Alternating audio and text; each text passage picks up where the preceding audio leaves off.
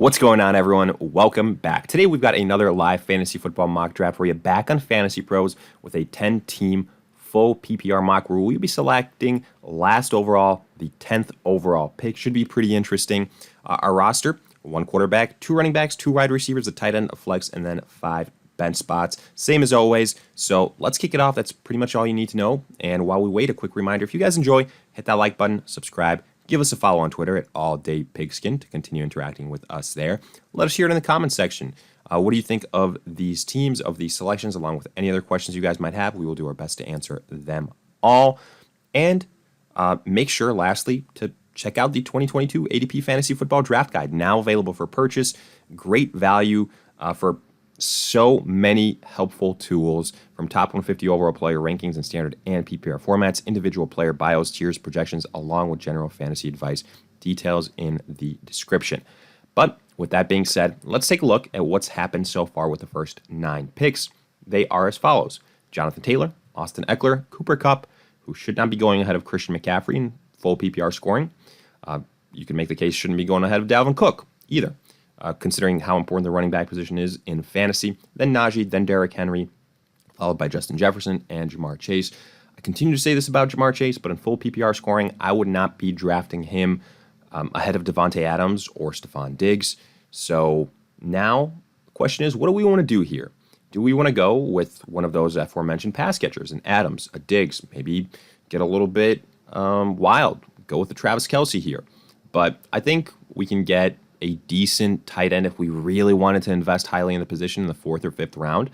So Kelce and Mark Andrews are out of the picture for me right now. I'm looking at running backs, and I'm looking at wide receivers. Diggs, Adams are the only 2 guys I would consider. Or do we go running back? I know that a guy like an Ezekiel Elliott is probably going to drop to us in the, let's say, like 3rd round. So it's tempting to go wide receiver, running back here. I might try it out that way. You guys know how I feel about these running backs. I think DeAndre Swift can potentially have an Austin Eckler type of season.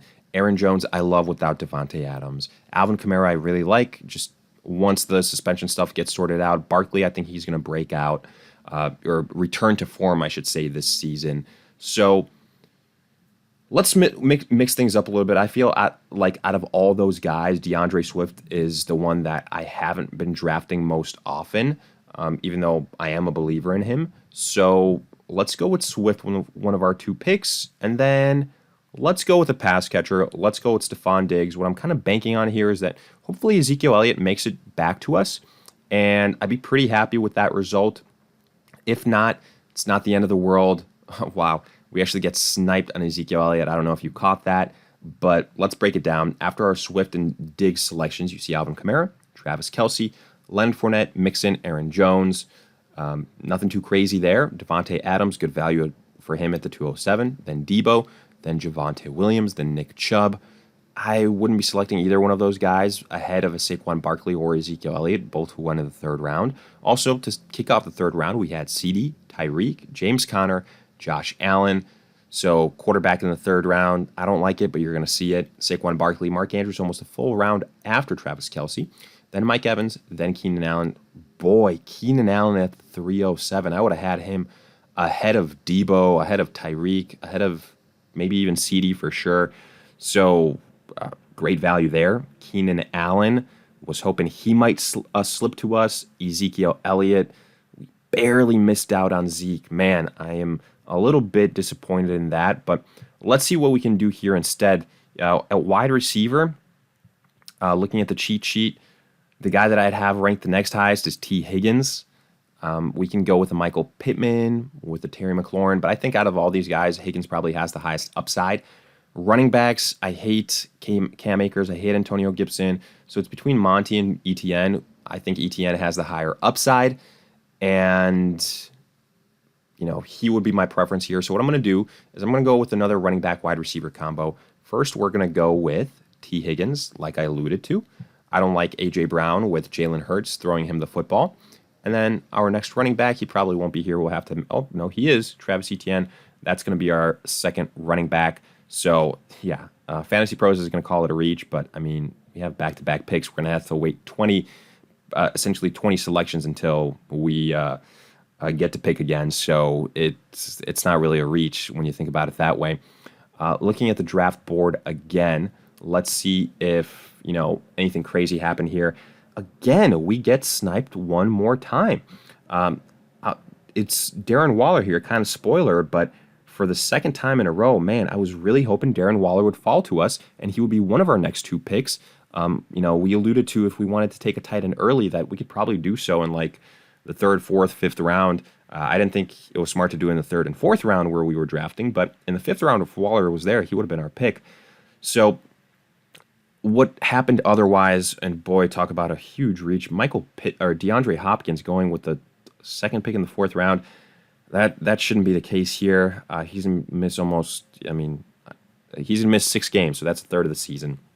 Then A.J. Brown, Deontay Johnson, Kyle Pitts. Pitts shouldn't be going ahead of Kittle and Waller, in my opinion. Michael Pittman, then George Kittle. I'd also have Waller ahead of Kittle barely, or literally one next to the other. The fact that he went a full round afterwards is crazy. Cam Akers, Jalen Waddle, David Montgomery. Then a little bit of a run on quarterbacks. Mahomes, Metcalf, Justin Herbert, Antonio Gibson, Allen Robinson. Come on, man. I love to see it, but I was really hoping he'd fall to me. Terry McLaurin, DJ Moore, Breece Hall, and then Darren Waller. So now we're looking at this list. We're kind of thinking what to do. We can go with another wide receiver. We can go with another running back. We can go with a tight end. At this point in time, I don't really love the tight ends. I might just go for a high upside type of running back in Elijah Mitchell. I still think he's going to be the starter, but he will have his upside capped because of Trey Lance if he is the starter for the majority of the year. But, I want to add a 3rd running back. Wide receiver here, if I wasn't going to get an Elijah Mitchell or another running back, I'd go Marquise and Mike Williams since Allen Robinson is off the board, but instead I'll just go one of those 2 guys. So let's draft a running back first. I'm going to go with Elijah Mitchell. I think that, I'm worried about Josh Jacobs with them investing in a running back in the draft and not picking up his option. J.K. Dobbins, it's a running back by committee there, and it's Lamar Jackson. So I'll go with Elijah Mitchell. Oh, yeah, and he's coming off an ACL. So just something to keep in mind. Here, I'm going to go with probably Marquise Brown next. So now let's see what happens in these next couple of rounds. Is there going to be a run on tight ends? Is there going to be a run on quarterbacks? Probably, if I had to guess. So after Marquise, you see Robert Woods. Way too high for Robert Woods. J.K. Dobbins, Lamar, Mike Williams, there he goes. Jalen Hurts, Amari, Chris Godwin, Joe Burrow, Michael Thomas. Chris Godwin, he's a great value there if he does end up playing earlier rather than later. Then Thielen, Amon-Ra, Brandon Cooks, Jerry Jeudy, Cortland Sutton, Kyler Murray, great value for him in the 7th round. Rashad Bateman, I really like that. Russell Wilson, and then Aaron Rodgers. So now, essentially, 20 picks later, now we could go with Dalton Schultz. Now I think he's a good value pick here, actually. And I'll probably do exactly that. And then our next pick will just be, honestly, now Josh Jacobs, again, is a good value pick. So 2 guys that 20 picks earlier I wouldn't have selected. But considering the position, I think now you definitely consider them. Darnell Mooney otherwise would be probably my selection, or Juju Smith. But I like our wide receivers. So you can never have enough running backs. So let's go with Josh Jacobs with our next pick. I thought out of all the guys, he had the highest upside. So now let's go with Dalton Schultz. And I like how that turns out for us there. And I'll show you guys our roster here. I realized that I haven't really been focusing on that. So we see DeAndre Swift, Travis Etienne, Stephon Diggs, T. Higgins. Nice little wide receiver combo there. Dalton Schultz. Elijah Mitchell, and we have Josh Jacobs and Marquise Brown, so I like that. Let's see if anything crazy happened here that we can point to. Clyde Edwards, A.J. Dillon, okay, then run on wide receivers. That was to be expected. Mooney, Gabe Davis, Devonta Smith, Miles Sanders, Hunter Renfrow, Elijah Moore, Tyler Lockett. Whoa, huge run on tight ends. Hawkinson, Goddard, Ertz, London, Cole Kmet. Cole Kmet is going up those draft boards, folks. Tony Pollard, Freiermuth. Chris Carson shouldn't be drafted this year at all. I don't like that. So, yeah. Ooh, Juju Smith at this point is just a great value pick, honestly. he's going to be one of our picks. I can guarantee you that. So yeah, let's add him to the squad. He's got some nice upside, being the number 1 wide receiver for Patrick Mahomes.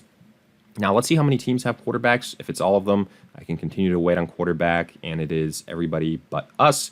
So I will continue to wait on quarterbacks. It's a 10-team league, so I'm not too worried. Now we can continue just to go high upside guys. So wide receiver or running back. I don't love these guys. Melvin Gordon is somebody that's interesting. I'll probably go with Allen Lazard here. I like his upside without Devontae Adams. You guys know, at this point in time, you're just taking chances on the high upside guys, and they might be boom or bust, but they've got nice upside, and that's what I view Allen Lazard as. I don't know why Julio Jones was just drafted. He's still a free agent, so that is not accurate. No other way to describe that other than, just a bad pick. Now we're looking at these selections. Dak, Tom Brady, Matthew Stafford is the guy that I have ranked the next highest. I need a quarterback. And now we can make one last selection here. Let's see, no real handcuffs at this point in time, considering we've got Swift, ETN, Mitchell. So wide receiver. Who else is here at wide receiver? Ayuk, he's intriguing. Somebody like I guess Tim Patrick maybe.